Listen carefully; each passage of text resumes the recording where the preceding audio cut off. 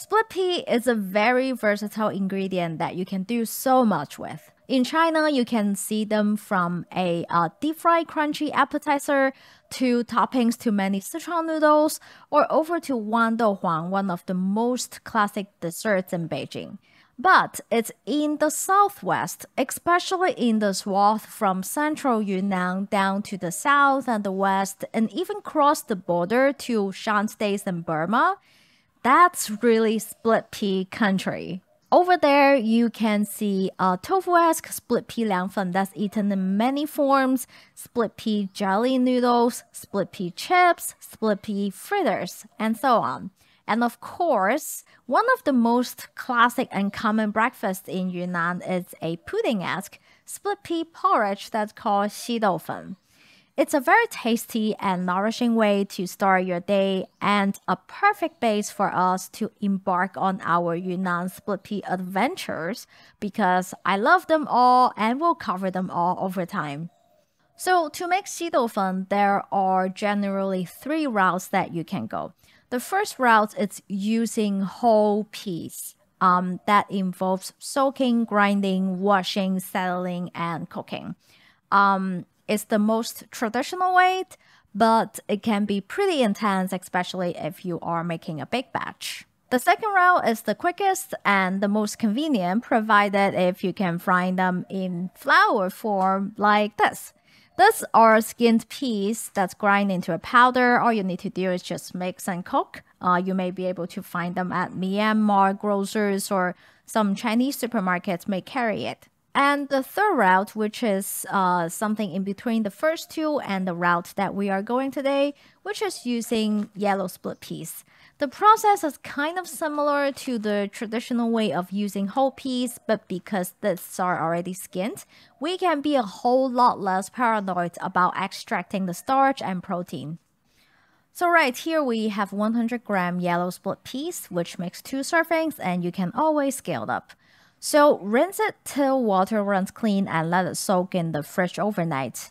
The next day or at least 8 hours later, take out your beans and strain. The ratio for Xidoufen is 1 part dry peas plus 7 part water. So 100 grams of dry peas that we're using needs 700 grams of liquid.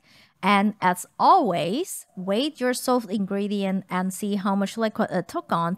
We'll need 300-gram water for the grinding process, so just add water to your beans until it reaches 400 gram, and then the rest of the 400-gram liquid will save it for the later washing steps.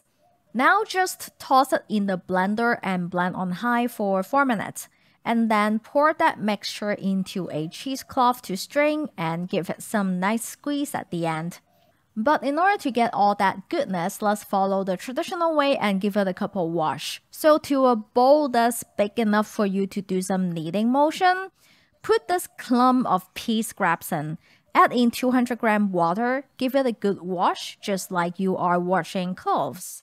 Once the water turns milky, reserve it on the side and repeat 1 more time with another 200 grams of liquid and combine those together. And now we can start cooking. First, add in the thinner liquid from washing and bring it to a boil on medium-high. Keep stirring during the whole time so that the starch doesn't set at the bottom.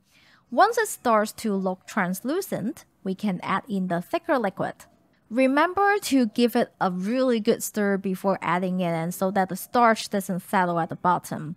Slowly add that into the pot, still keep stirring this whole time. Once it's all in, we'll need to wait for the starch to do its gelatinization magic. So turn the heat to medium-low and just keep stirring. Make sure you get to the bottom. Be careful of splashing on your hands because they are like hot lava. You should start to see it get thicker after a bit. For us, it's about 10 minutes. And once it gets to this consistency, basically when it can hold up on the surface after you drop it back in, it's ready to serve. So serving, the most exciting part. There are a million toppings and combinations in Yunnan, and today we are doing a classic Kunming style. And the requisite toppings includes garlic oil, ginger water, chunky chili oil 油辣子, toasted sesame oil, and scallion or cilantro. Plus, my personal favorite when having xidoufen, which is a bit of soy sauce and toasted peanut and sesame seeds. And now let's show you how some of the components are prepped. So for garlic oil, just fry up 3 big cloves of minced garlic in a 1/4 cup peanut oil till they're lightly golden brown, just like this. Then take it out to cool down. It will continue to brown a little bit more and reaching a perfect brown color later. For ginger water, pound an 1-inch ginger with an 1/8 teaspoon salt. And then add in 2 tablespoons of hot water, give it a mix, and reserve. For chunky 油辣子 chili oil, breakfast shops will often make their own, but that's a whole other extra intense step. So today we are reaching for our trusty Lao Gan Ma chili oil. So just quickly fry up 2 tablespoons of Lao Gan Ma 油辣椒 with 2 tablespoons of oil on medium heat till the oil stings red and smells great. Then set aside. And now we can assemble. Scoop half of the xidoufen into a bowl. Add in 1/8 teaspoon salt, 1/8 teaspoon MSG, 1 tablespoon chunky chili oil, 1/2 teaspoon soy sauce and toasted sesame oil, 1/2 tablespoon each garlic oil and ginger water.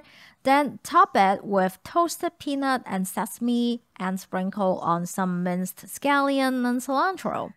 And now your xidoufen is done. Serve it alongside the requisite youtiao deep fried dough for Kunming style, or something crispy like pea chips as some places in Tengchong, or something chewy like kaor kwai grilled rice cake in Dali. Or you can use tortilla chips, crunchy toast, totally up to you. And of course, the essence of eating it is stirring it all well and completely douse your youtiao or whatever that you are serving it with and enjoy this tasty, soothing, and satisfying breakfast. So some traditionalists insist that in order to make the best xidoufen, you will need to follow the traditional method that involves using whole peas and cooking it on a village-style wood stove. I agree to that statement to a certain extent, because I think if you're making something like liangfen, the tofu-esque pea jelly that got a heavier body and much thicker, then using whole peas will make more sense. But if you're just making something like xidoufen that's more liquidy, then I think the flour can totally do as good as a job. So check out the pin notes to see how to use the flour to make xidoufen and more options for toppings. And as always, check out the recipe in the description box. A big thank you for everyone that's supporting us on Patreon. And of course, don't forget to subscribe for more Chinese cooking videos.